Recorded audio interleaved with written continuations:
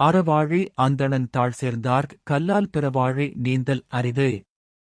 ஒரு அழகான கிராமத்தில் முத்து என்ற சிறுவன் வாழ்ந்தான். முத்து நல்ல மனம் கொண்டவன். ஆனால் அவன் சில நேரங்களில் கோபப்படுவான், சொல்லைக் கேட்க மாட்டான். அந்த கிராமத்தில் அறவாழி அந்தணன் என்ற ஒரு நல்ல பெரியவர் இருந்தார். அவர் எப்போதும் உண்மை பேசுவார். பிறருக்கு உதவி செய்வார். அனைவருக்கும் நல்ல அறிவுரைகள் சொல்வார். ஒருநாள் முத்து தவறு செய்து நண்பர்களுடன் சண்டை போட்டான். அவன் மனம் கலங்கியது.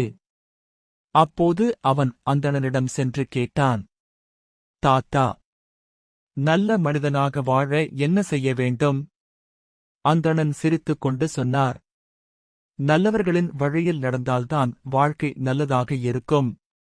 நல்லவர்களைப் பின்பற்றாமல் இருந்தால் பெரிய கடலை நீந்திக் கடக்க முடியாதது போல வாழ்க்கையும் கடினமாகிவிடும்.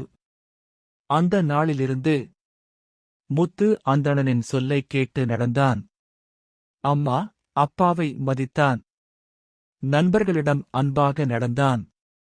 முத்துவின் வாழ்க்கை சந்தோஷமாக மாறியது. கதையின் கருத்து: அறம் நிறைந்து நல்லவர்களின் பாதையில் நடந்தால் வாழ்க்கை எளிதாகும். அதைப் பின்பற்றாவிட்டால் வாழ்க்கை கடினமாகும்.